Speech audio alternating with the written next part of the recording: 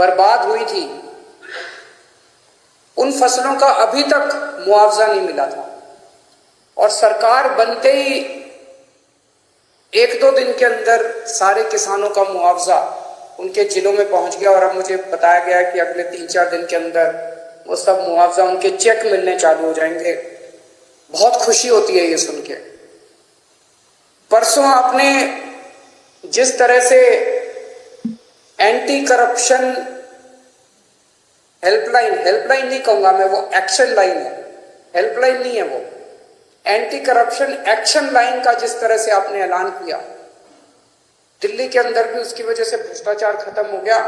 और पंजाब से ऐलान करने के बाद ही पंजाब से इतनी सारे मेरे को सोशल मीडिया पे और मैसेजेस के थ्रू आ रहे हैं, जी मैं वहां गया था रजिस्ट्री करवाने, पहले तो इतने पैसे लगते थे, अब तो उन्होंने तुरंत रजिस्ट्री कर दी जी।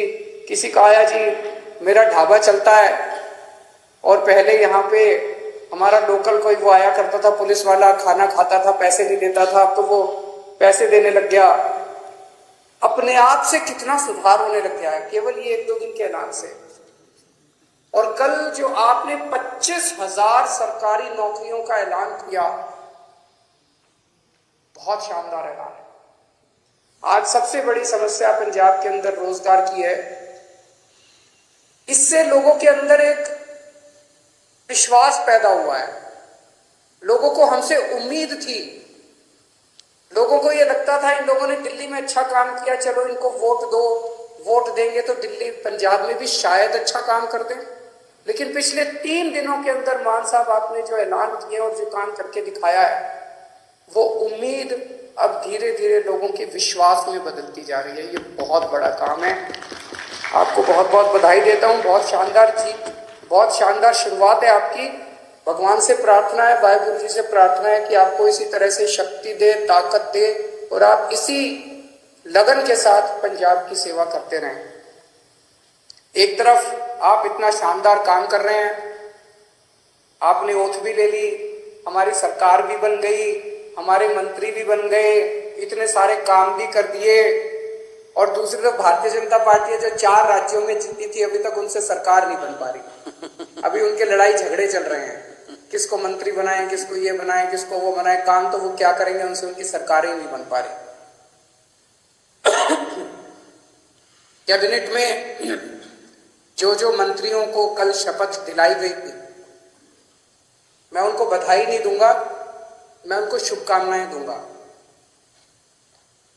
भगवान से प्रार्थना करूंगा कि आप सब लोग जो जिम्मेदारी आपको दी गई है, वो जिम्मेदारी आप लोग पूरी लगन, मेहनत और ईमानदारी के साथ पूरी करेंगे। एक एक व्यक्ति के ऊपर निगाहें हैं लोगों की, समय कम है। अभी अभी मान साहब ने कहा कि 70 साल खराब कर दिए हम लोगों ने, 75 साल हो गए आजादी को, 75 साल हमने खराब कर दिए, अब टाइम कम है। हर एक मंत्री को मान साहब टारगेट देंगे, भाई तुमको इतने दिन में इतना काम करना है, इतने दिन में इतना काम करना है, इतने दिन में इतना काम करना है। टाइम बहुत कम है, 24 घंटे का दिन होता है, 24 में से 30 घंटे काम करना पड़ेगा, रात दिन काम करना पड़ेगा, खूब मेहनत करनी पड़ेगी। अगर टारगेट पूरे नहीं होते आपके तो फिर जनता ही कहेगी भी इस मंत्री को बदलो, दूसरे मंत्री को लेके आओ। हो सकता है थोड़ा सा बुरा लगे उस टाइम, लेकिन मजबूरी है, काम तो करना पड़ेगा। मान साहब जो भी टारगेट देंगे वो मान साहब के टारगेट भी पूरे करने पड़ेंगे।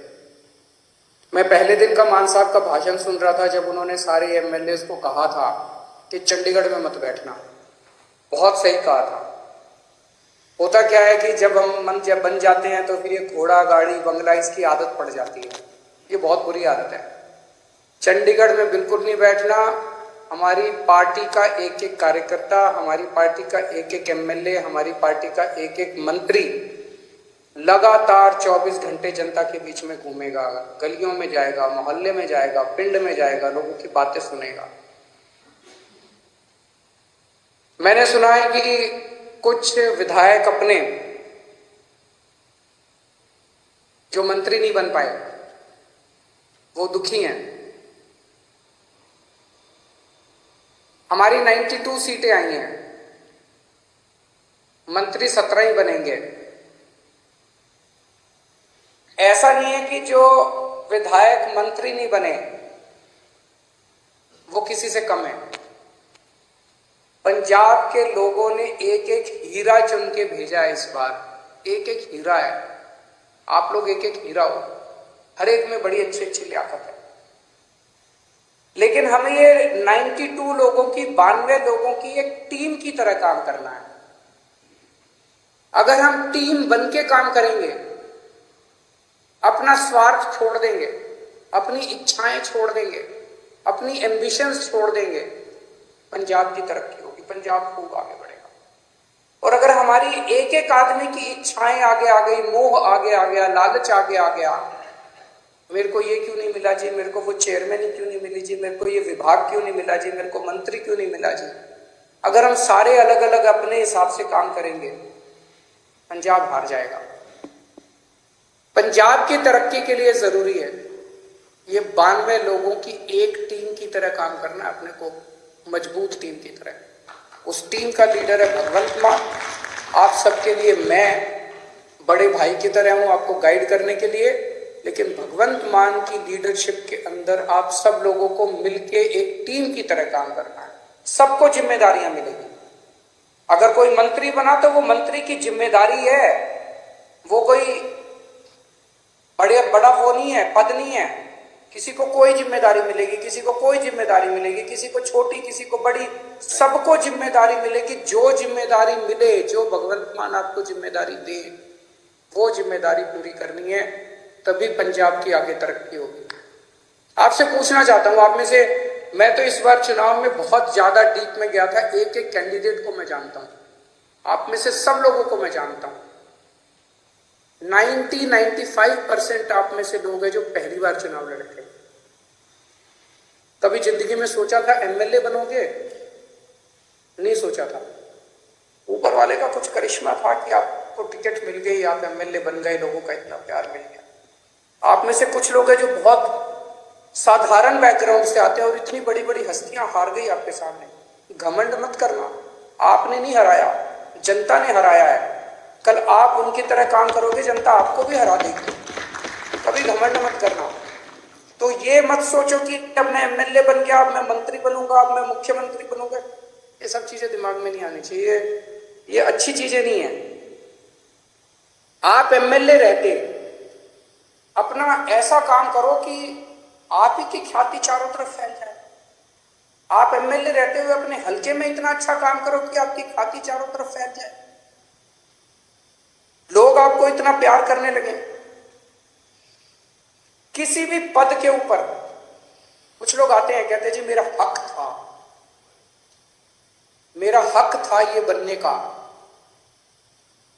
ये सोच लेना ये जनतंत्र है, किसी का किसी पद के ऊपर हक नहीं है।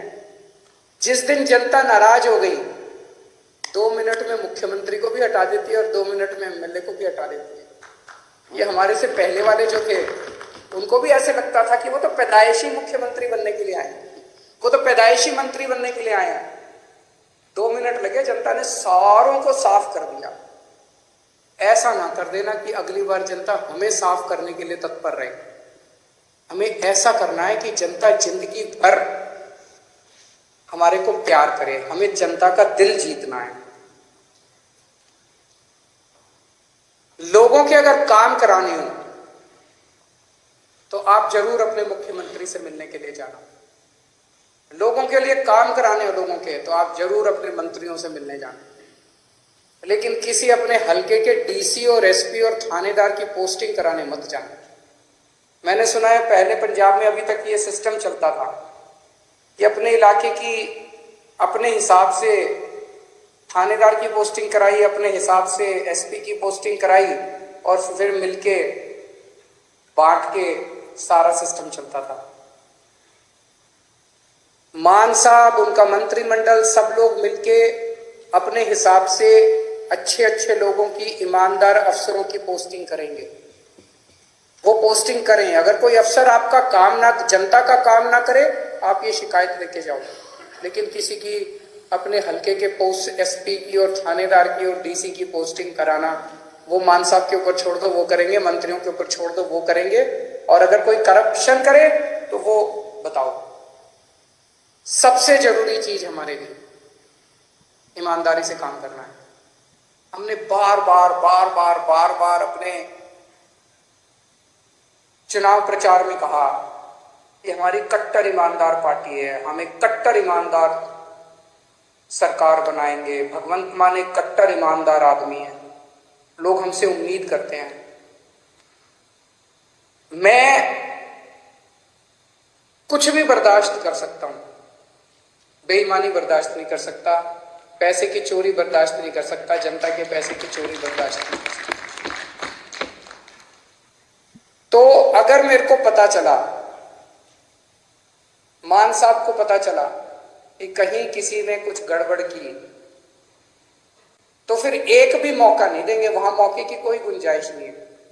आपको हमने जो काम दिया, आपने टारगेट पूरा नहीं किया, हम आपको एक मौका देंगे, 2 मौका देंगे, लेकिन अगर आपने कहीं गड़बड़ की तो पहले मौके में ही सख्त से सख्त सजा मिलेगी। जो सजा जनता को मिलती है उससे दुगनी सजा अपने वालों को मिलेगी।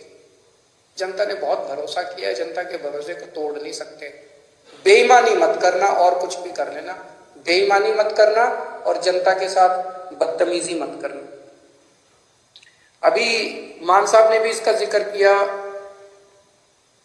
मैं देख रहा हूं सोशल मीडिया पे हमारे कई एमएलए